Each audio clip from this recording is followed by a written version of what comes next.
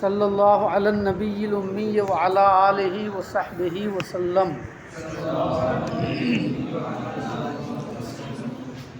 حکایت نمبر 21۔ عامل را شنیدم کہ خانہ رعیت خراب کر دے، تا خزینہ سلطان آباداں کند۔ ایک گورنر کے بارے میں نے سنا کہ وہ رعایا کا گھر تباہ و برباد کرتا تاکہ بادشاہ کے خزانے کو آباد کرے۔ بے خبر از قول حکماں، دانش مندوں کی بات سے بے خبر۔ عاملے کا معنی ایک عامل ہے نا، عامل کے مختلف معنی ہیں، حاکم، گورنر، سمجھ میں آیا نا؟ یہاں ہم نے گورنر سے ترجمہ کیا۔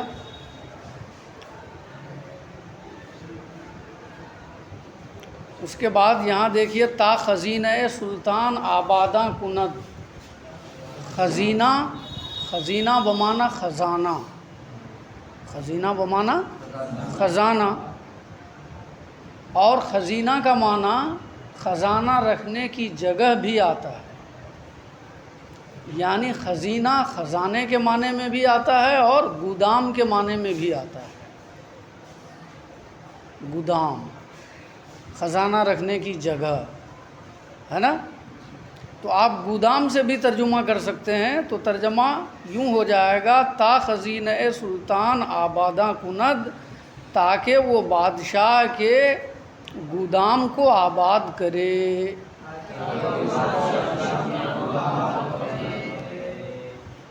اب گودام سے مراد وہی ہے، خزانے کا گودام ہے نا۔ اچھا، دوسری بات یہ ہے کہ آباداں کند، آباداں یہ پورا مل کر ایک لفظ ہے، آباداں، آباد کے معنی میں۔ ایسا نہیں کہ آباد الگ لفظ ہے اور یہ الف اور نون غنہ جو دکھ رہا ہے وہ آں ہے۔ آباد آں کند، آباد آں کند، وہ آباد کرے، ایسا نہیں ہے، بلکہ آباداں، آباد کے معنی میں لفظ واحد ہے، لفظ مفرد ہے۔ سمجھ میں آ گئی بات؟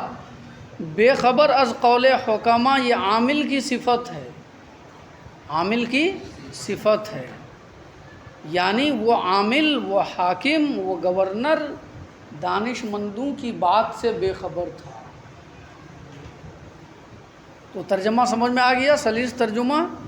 ایک گورنر کے بارے میں نے سنا کہ وہ رعایا کا گھر خراب کرتا، ویران کرتا، تباہ و برباد کرتا تاکہ بادشاہ کے خزانے کو وہ آباد کرے، یا تاکہ بادشاہ کے گودام کو وہ آباد کرے۔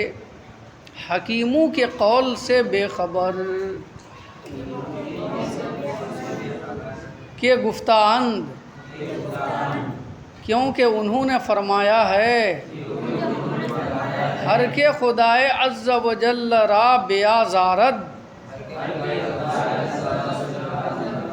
تا دل خلق بدست آرد۔ کہ ہر وہ شخص جو خدائے بزرگ و برتر کو ناراض کرتا ہے،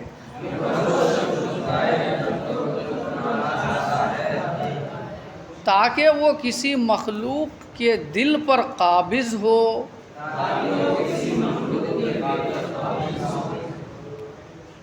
خداوند تعالی ہما خلق برو بر گمارد، تو خدائے تعالی اسی مخلوق کو اس پر مقرر فرما دیتا ہے۔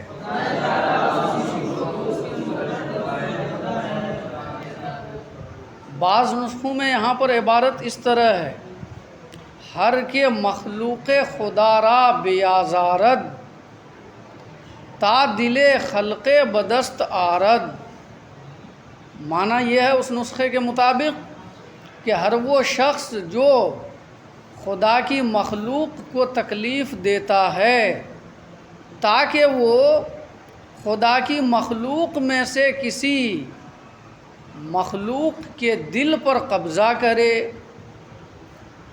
اور خلقے میں جو یا ہے وہ برائے وحدت ہے، تاکہ وہ کسی ایک مخلوق کے دل پر قبضہ کرے۔ ہر وہ شخص جو خدا کی مخلوق کو ستاتا ہے اس لیے تاکہ وہ کسی ایک مخلوق کے دل پر قبضہ کرے۔ ایک مخلوق سے یہاں پر مراد بادشاہ ہے، یعنی جو خدا کی مخلوق کو ستاتا ہے بادشاہ کی خوشنودی حاصل کرنے کے لیے، بادشاہ کے دل کو خوش کرنے کے لیے، بادشاہ کے دل کو اپنے قبضہ اور تصرف میں لانے کے لیے۔ سمجھ میں ہے نا؟ بہرحال تو بعض نسخوں میں یہاں پر یہ ہے، اور اس نسخے میں کیا ہے؟ یہ ہے کہ ہر وہ شخص جو خدائے بزرگ و برتر کو بے آزارد ناراض کرتا ہے، کیوں؟ تا دل خلق بدست آرد، تاکہ وہ کسی مخلوق کے دل پر قابض ہو۔ مخلوق سے مراد، کسی مخلوق سے مراد وہی ہے بادشاہ حاکم، ہے نا؟ تو خدائے تعالیٰ اسی مخلوق کو اس پر مقرر فرما دیتا ہے۔ برگمارد، برگمارد یہ برگماشتن سے ہے۔ برگماشتن کا مصدر، برگماشتن کا معنی مقرر کرنا، جیسے گماشتن مصدر مقرر کرنا، ایسے ہی برگماشتن بھی آتا ہے مقرر کرنا، اسی سے ہے برگمارد فعل مضارع۔ تا دمار از روزگارش بر آرد، یہاں تک کہ اللہ تبارک و تعالی اسے ہلاک فرما دیتا ہے۔ خدائے تعالیٰ اسی مخلوق کو اس پر مقرر فرما دیتا ہے یہاں تک کہ وہ اسے ہلاک فرما دیتا ہے۔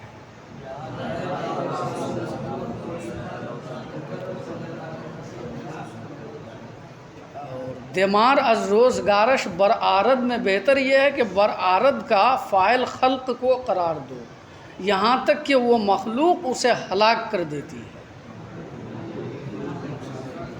یہ زیادہ صحیح ہے۔ خدائے تعالیٰ اسی مخلوق کو اس پر مقرر فرما دیتا ہے، بولو نا جی،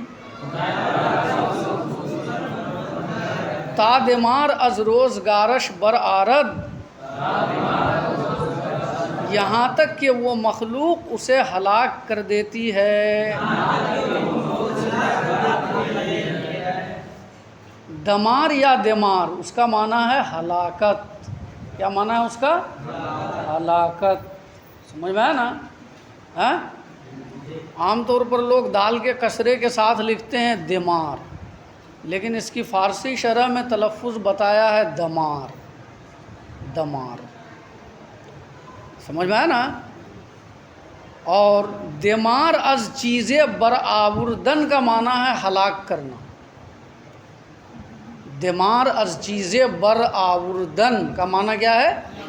ہلاک کرنا، اسی سے ہے یہ جملہ، تا دمار از روزگارش برآرد۔ ترجمہ کیا، یہاں تک کہ وہ مخلوق اسے ہلاک کر دیتی ہے، کیونکہ دمار از چیزیں برآوردن اس کا معنی کیا ہے؟ ہلاک کرنا۔ جب دمار از چیزیں برآوردن کا معنی ہے ہلاک کرنا، تو یہ ترجمہ جو کیا گیا بہت بہتر ہے۔ سمجھ میں آیا نا؟ اور اگر اس محاورے پر ہماری نظر نہ پڑتی اس جملے پر تو ہم ترجمہ یوں کرتے، تا دمار از روزگارش برآرد، یہاں تک کہ زمانہ اسے ہلاک کر دیتا ہے۔ خدائے تعالیٰ اسی مخلوق کو اس پر مقرر فرما دیتا ہے تا دمار از روزگارش برآمد، کیونکہ روزگار بمعنی زمانہ آتا ہے نا، یہاں تک کہ زمانہ اسے ہلاک کر دیتا ہے۔ تو اب یہ بھی کہنے کی ضرورت نہیں یہاں تک کہ زمانہ اسے ہلاک کر دیتا ہے، کیونکہ یہاں تصریح مل گئی ہے کہ دمار از چیزیں برآوردن ایک محاورہ ہے جس کا معنی ہے ہلاک کرنا، لہٰذا تا دمار از روزگارش برآرد کا ترجمہ ہو گیا یہاں تک کہ یہاں تک کہ وہ مخلوق اسے ہلاک کر دیتی ہے۔ بیت آتش سوزاں نہ کند با سپند، آنچہ کند دود دل مستمن، جلانے والی آگ کالے دانے پر وہ اثر نہیں کرتی ہے، جو درد مند دل کی آہ اثر کرتی ہے، جو درد مند دل کی آہ اثر کرتی ہے۔ سوزاں سوختن سے ہے، آتش سوزاں کا معنی جلانے والی آگ، بھڑکتی ہوئی آگ آپ کہہ سکتے ہیں، بھڑکتی ہوئی آگ ہے نا۔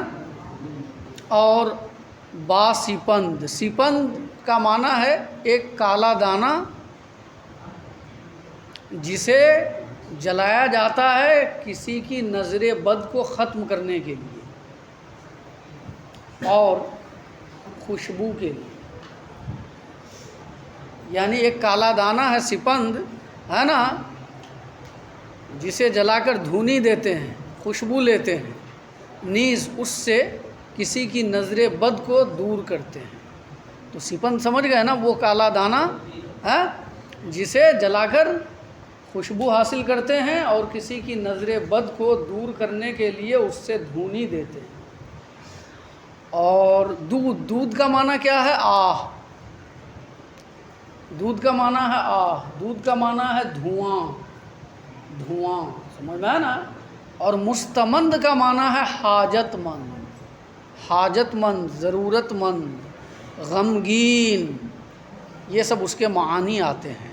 تو ترجمہ یہ ہو گیا شعر کا کہ بھڑکتی ہوئی آگ دانے پر وہ اثر نہیں کرتی ہے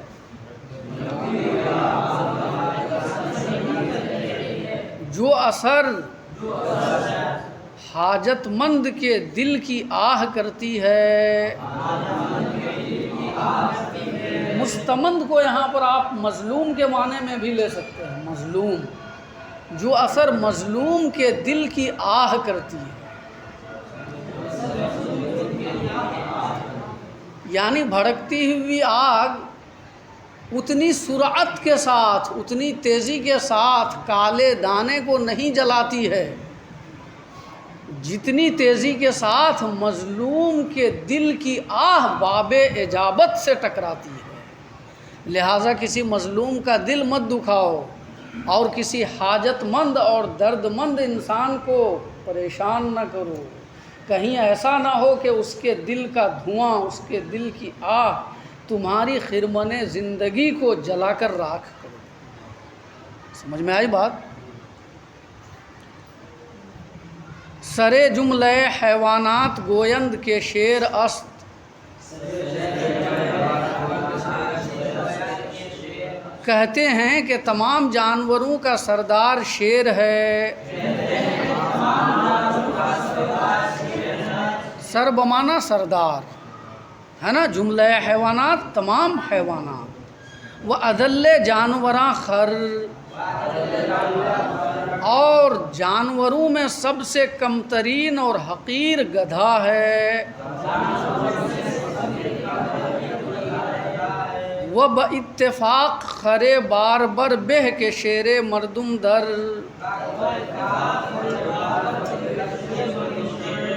اور دانش مندوں کے اتفاق سے